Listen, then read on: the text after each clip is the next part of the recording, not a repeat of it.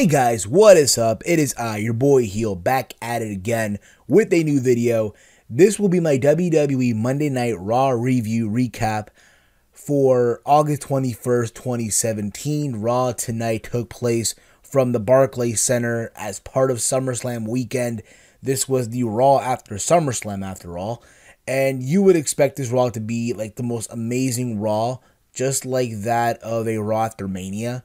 And I'm going to be very honest, this Raw to me had some good moments, if you will, but the whole show as a whole took like a giant nosedive. And tonight's show also proved to me that wrestling fans can be very, very, very stupid with some shit that they do. And you wonder why a lot of times WWE will do the bookings that they will do and you all will complain about it.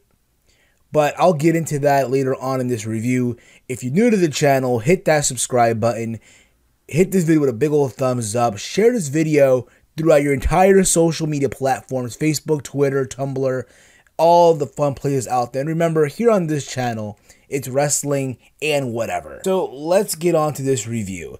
The show kicked off with Brock Lesnar and Paul Heyman. Heyman pretty much said that he doesn't make predictions, he makes spoilers. And Lesnar, after all, is still the reigning and defending Universal Champion. And we all witnessed a grand conspiracy that almost happened last night at SummerSlam, where Lesnar was literally carted off from the battlefield, that Heyman was calling it, the ring, for the first time ever. Literally, for the first time ever, we saw Brock look weak, look vulnerable, if you will, by the hands of Braun Strowman. And despite all of that, Lesnar still walked down the aisle there to conquer or be conquered. And after all, the best part of all this is that he pinned Roman Reigns.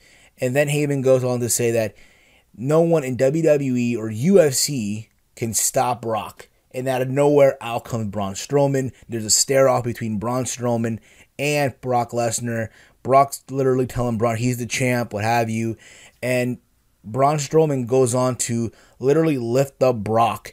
Brock escapes, he runs to the ropes, and then gets hit with a big boot. And then Braun Strowman once again manhandles Brock Lesnar. And everyone in the crowd just explodes, like, holy shit, again, right? And then he lifts up the Universal title, like indicating, hey, this is what he's fighting for. This is what he wants. He wants to fight Brock for the championship. And apparently, at No Mercy, and I believe 5 weeks from now, it will be Brock Lesnar versus Braun Strowman for the Universal title. And I will say this overall, it could very well be a very good match. I see them leading up with Braun Strowman always getting the upper hand against Brock. But I do see at the end of all of this, Brock getting the win, retaining the championship. And it's crazy because a while back, I read a report that the original plan for SummerSlam was to do Braun Strowman versus Brock for the championship one-on-one, which then got turned to a fatal four-way, like we saw last night with Braun, Joe, Roman, and Brock. But we'll see how that match goes down. Drop your comments down below. Your thoughts on that match. Who do you see winning? And what do you want to see happen? All that fun stuff. We then had a Brooklyn street fight between Enzo Amore and Big Cass. I don't know why it even took place. It's crazy because early in the day, I got a notification on my phone from the WWE app telling me that this match is going to take place. And I was like, why? Why continue on the misery? Why? And to their credit, this is what they started the show off with, which is good. Get this shit out of the way. The one-sided beatdown, so I thought. Literally, Amore comes out, does like a little promo, what have you, on Big Cass. The crowd was into it, at least, whatever. He then goes out, gets a shopping cart full of weapons. Someone, seriously, just hit up Raven for gimmick infringement, seriously. But the match literally was a one-sided beatdown where literally Cass was just dominating Enzo Amore until he literally goes for the big boot while Enzo is on the apron. Enzo pulls the ropes and Big Cass goes over the top rope. He lands wrong on his knee. So he fucked up his knee literally. He tried to get back into the ring, tried to put weight on it, but to no avail. He literally collapsed when he attempted to do the Empire elbow drop on Enzo. The referee had to stop the match. So Enzo wins by, I guess, a referee stoppage due to injury. And the injury seemed very, very legit. You can tell that Big Cass was very, very angry. He was mad. He was cursing out, what have you. And apparently he's getting an MRI. There's no really any update how long he'll be out, how serious it really is. Hopefully he's okay. Here's the thing about it, okay? I may not be big on Big Cass, but I really hope that he doesn't get seriously hurt. That's the last thing you really want to see, someone getting hurt, especially on live television, of all things, you know. But hopefully he makes a speedy recovery and he'll be back on television in no time.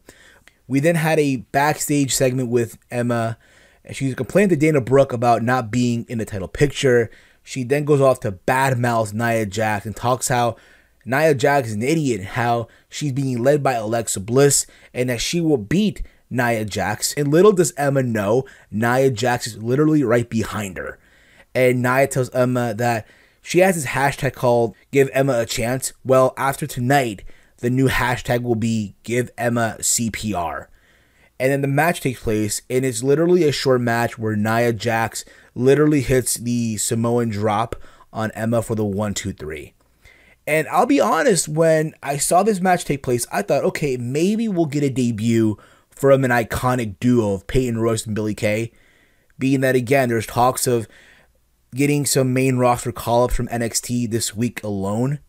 And I thought, hey, being that, you know, Emma's from Australia, why not have her get assistance from her fellow countrywomen in both Peyton Royce and Billie Kay? That would have made sense, but it didn't happen. You know, Emma keeps getting squashed every single week. It's very unfortunate. A part of me honestly wants to see Emma go to SmackDown Live or just go back to NXT at this point in juncture. And get an in-ring segment by our favorite performer in the ring, recording artist, if you will, Elias. Elias then goes on to say that he looked right into the solar eclipse and something became clear. He was going to sing a song about Brooklyn, but since everyone in the arena is ashamed to live there, he won't bother. Elias then starts singing about R-Truth. Literally, R-Truth interrupts Elias. The match takes place. It's R-Truth versus Elias, where Elias gets a quick win. The match didn't go long. He hits the drift away for the 1, 2, 3. Someone should seriously give Elias a Grammy by the end of the year. I'm just saying. Can we please just do that? Seriously? He's amazing. He's awesome. After all this, Kurt Angle comes out. He announces the return of a superstar. So pretty much they were hyping up a return, a big return of a big superstar, right? And Kurt Angle announced that it was John Cena. Now keep this in mind too. John Cena is considered to be a quote-unquote free agent, right? So I'm assuming here, hey, Daniel Bryan tried to go out of his way to keep John Cena along with Shane, try to, you know, convince him to stay on SmackDown Live. Now Cena's on Raw. I guess try to hear what Kurt Angle and Stephanie McMahon, or mostly now Kurt Angle, what he has to offer for Cena to stay on Raw. And Cena goes out there. He gets in the ring. People are chanting. People are literally booing the hell out of Cena, right? Cena sucks, what have you. And he calls out. He says he's on Raw to call out one person. And out comes Roman Reigns. They're both in the ring. Let this sink in for a minute, right? It's Raw in Brooklyn, New York. Raw after SummerSlam. And literally, you have the people chanting, "You both suck." How funny is that? And I'll be real about it, okay? I was intrigued by this because we're seeing finally Roman and Cena in the ring. For a minute there, I thought they were going to fight. Because apparently Roman's like, hey, listen, you've been running your mouth about me on Twitter. How about you come now say to my face, you're in my yard, right? You're in my yard. This is my yard. And then Cena's like, hey, listen, I'm not here to talk. I'm here to fight. The match will take place. However, I don't want to see it happen on any filler pay-per-view. Because this is a match that you build up to WrestleMania. Or at least a big 4 pay-per-view. So, before they even fight, The Miz comes out. And Miz just goes pure savage on both Roman Reigns and John Cena. He says, does Raw really need John Cena? The crowd are chanting no. And literally Miz, again, just goes pure savage. He goes on to say that, you know, Roman Reigns and Cena have been given opportunity after opportunity, moments after moments. But Miz, for the last 12 years, hasn't gotten his moment yet. Where's his respect, what have you. Again, just going pure savage on both guys. And Cena proposes a main event of a tag team match. It's Miz, I'm assuming either Curtis Axel or Bo Dallas versus John Cena and his partner being Roman Reigns. And out comes Samoa Joe, and he says that Miz will be teaming up with Joe. And you see Samoa Joe just staring off at John Cena, going off on Roman Reigns. There's a brawl where Cena gets choked out by Samoa Joe. And then Roman Reigns does a Superman punch on Samoa Joe. They clear the ring, what have you. So that's the main event. I'll say this too overall. Again, I do not want to see John Cena versus Roman Reigns right away. You save it for a later time. Again, either a Big Four or not WrestleMania. However, what I do want to see at No Mercy, if anything, is John Cena versus Samoa Joe. That's the match you got to make. Like ASAP. Like literally, you make that match. Shut up. Take my money now. Do y'all want to see Samoa Joe versus John Cena at No Mercy? Or do you literally want WWE to give away Roman Reigns and John Cena on a filler pay-per-view? And yes, I get it. You guys don't want to see it. But say what you want about both guys. It would be a really, really big match. Regardless of what y'all may think about either Reigns or Cena. Which is funny too because they cleared the ring and people were still chanting, "You both suck." It's a debate right now. Who the fuck do you cheer for? Cena or Roman? Come on. We then had Cruiserweight action. Literally an 8-person tag team match because literally they had nothing for these guys. It's Rich Swann, Cedric Alexander, Mustafa Ali, and Grand Metalik, who made his return here from hiding, versus Drew Gulak, Ariya Daivari, Tony Nese, and Noam Dar. I'm sorry. I did not give a fuck about this match. The only good thing about this match was Tony Nese selling the shit out of Cedric's lumbar check for the 1, 2, 3. But here's the thing about this match, and it's sad. They need new people ASAP. They really, they need new blood. I'm tired of seeing the same generic bums in the ring every single time if they're not going to do anything with these guys. It's times like this where, and here's the thing about it, I may not agree with this necessarily, but at this point in juncture, if it means to bring in guys such as Andrade Cien Alma, Johnny Gargano, Hideo Itami, Aleister Black, again, it won't be the right choice to do. I know a lot of you will disagree with that, but at this point in juncture, fuck it, do it. Either you do something to improve the Cruiserweight division as a whole, or just put it to sleep. I know OK Fabe said this on one of his Raw reviews a while back. If anything, just kill 205 Live and focus the whole Cruiserweight storylines, what have you, on Raw. Give it time to be focused on Raw. Don't give it its own brand where they're stuck there in hell, if you will. And then we get an interview by Neville, who was interviewed by Charlie Caruso, and it gets interrupted by Titus O'Neil and Tozawa, who pretty much tell Neville that at 205 Live this coming Tuesday, there will be the rematch between Neville and Tozawa. I hope they don't do a hot potato with the belt. It would be stupid. Neville should have lost the belt on Sunday, but hey, it is what it is. We'll see where that really goes down. We get a backstage segment with Jason Jordan. He walks into Kurt Angle's office. He tells his father, hey, he doesn't want any preferential treatment, but he would like a match tonight. It's funny, right? Like, hey, I don't want no special treatment, but give me a match tonight. How stupid is that, right? Seriously. And Angle says, hey, listen, Miz already has a match. I know you want to face the Miz, but no. Jordan's like, he wants to face Finn Balor. And Angle literally asks him, hey, are you sure you really want to do this, bro? Are you sure you want to do this? And Jordan says, yes, I do want this match against Finn Balor. And then Angle thinks about it for a minute. Like, all right, fine. You got your match. So later on in the day, we're going to see Finn Balor versus Jason Jordan. But again, it's funny. Like, hey, I don't want no special treatment, but give me a match with Finn Balor. Seriously. So fucking dumb. We had Seth Rollins and Dean Ambrose in the ring. They're talking about how they'll fight anyone, anywhere, anytime. And the Hardy Boys come out.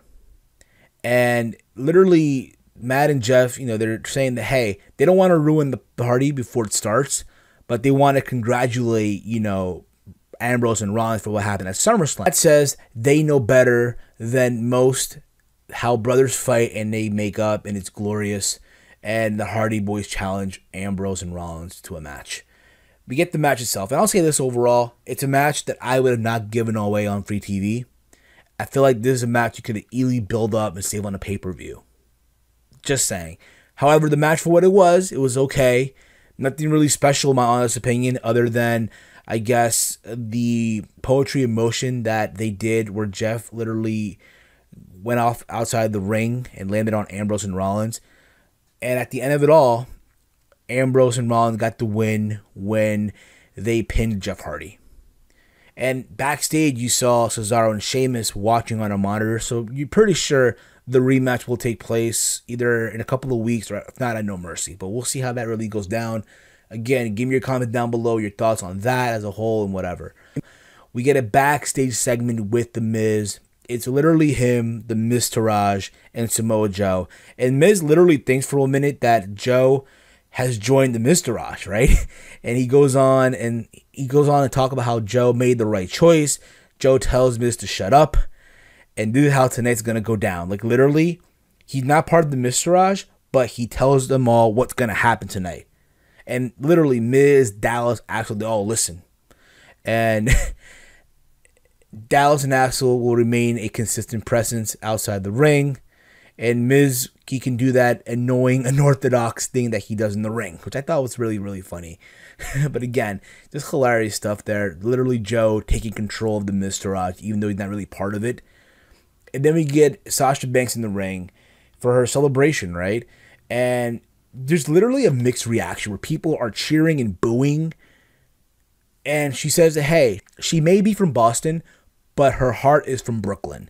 And she talks about how the last 2 years she came to Brooklyn around this time of the year and lost. She lost to Bayley at TakeOver Brooklyn back in 2015 for the NXT Women's title. She lost to Charlotte Flair last year's SummerSlam for the Raw Women's title. And in this year, she goes to Brooklyn and beats Alexa Bliss. She wishes Ric Flair a speedy recovery to get well. She says that Raw doesn't need a fake goddess and that she will defend the title the right way. Alexa Bliss comes out and says that Banks never successfully defended her title, and Sasha responds that every time they faced off against each other, either Alexa runs or taps out, and the crowd's chanting, and the crowd is chanting, "You tapped out, you tapped out." And Sasha's like, hey, let's do this tonight. The crowd goes crazy, but Bliss says no because the Brooklyn crowd doesn't deserve to see her beat Sasha. But next week, the match will take place for the Raw Women's title, and Sasha Banks will become the legit loser. A part of me wishes that Alexa Bliss said, "You'll become my legit bitch." I don't know, something like that. But that's just my honest opinion. But it should be a very, very interesting match to see how this goes down between Alexa Bliss and Sasha Banks. Will we even see a Bayley heel turn? Could that save Bayley? Drop me a comment down below your thoughts. We then get Jason Jordan versus Finn Balor. It's a match where literally Balor dominated. Don't get me wrong, like Jason Jordan has some offense in, but the story here was literally that Jason Jordan bit more than he could chew. Balor won with the coup de grace. And one thing that really pissed me off about the match, because it could have been a good match all you want, right? But we got the presence of the annoying fucking beach ball. So literally the beach ball was being tossed around, what have you, just like last night at SummerSlam before Cesaro popped the ball. And again, just these stupid idiot wrestling fans with the fucking beach ball, going crazy, beach ball mania. Here's the thing, right? I understand if you're a wrestling fan and you go to a wrestling show, you have a fun time. That's fun. You can cheer, you can boo for whoever the fuck you want. I'm all for that. But when you do stupid shit like play around with a fucking beach ball and do stupid chants like CM Punk, you wonder why. A lot of times WWE will do the booking that they do, and at times a lot of you will bitch about it because you guys do stupid shit. It's been proven for so long now, it's got fucking annoying. And don't come to me in the comment threads with the generic response of, we paid for a ticket so we can do what the fuck we want. No, you do not do what the fuck you want. You're not part of the show. The wrestlers in the ring are part of the fucking show. It's stupid as fuck how a lot of you fucks go to these shows, you pay a certain amount of dollars to sit there just to fucking play with the beach ball or do a stupid chant and not give a fuck about what's in the ring. And again, you wonder why, again, they do, the WWE, does that matter, the stupid booking that they do because you guys do stupid shit. And apparently, from reports that I've read, there were fans that were kicked out tonight because of the beach ball incident. Not just during this match, but also during the main event of John Cena and Roman Reigns versus Samoa Joe and The Miz. And good for them. Good for WWE. Good for the Barclays Center security doing the right thing. Seriously. And then we get the main event. Miz, Samoa Joe versus John Cena and Roman Reigns. The match was okay to good. Cena was being choked out by Samoa Joe, and Roman Reigns goes for the Superman punch, right? But instead he punches Cena. And also during this match, the Miz got involved, like Bo Dallas clothesline John Cena. But the whole thing here was, again, there's an accident where Roman punches Cena, and Miz tried to go for the skull-crushing finale, but to no avail because Cena counters, hits the AA for the 1-2-3. So Cena comes back to Raw, pins the Miz, and it's literally Roman Reigns and John Cena in the middle of the ring staring at each other. And again, like I said before, they should do the match not at No Mercy. They should wait off until a Big Four event like a Survivor Series or Royal Rumble, or if not, at WrestleMania. And say what you want. I get it. You guys don't like both these guys.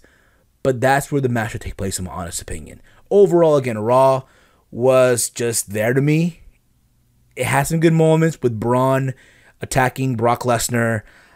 I guess the Hardy Boys versus Seth Rollins and Dean Ambrose.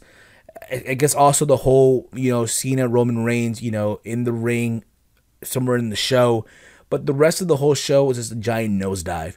Drop your comments down below, your thoughts on tonight's Raw. Did you enjoy it or not? Follow me on Twitter at HeelSteven. Make sure you like this video. And as always, hate, comment, and subscribe. And until next time, it's your boy Heel. Remember, on this channel, it's wrestling and whatever.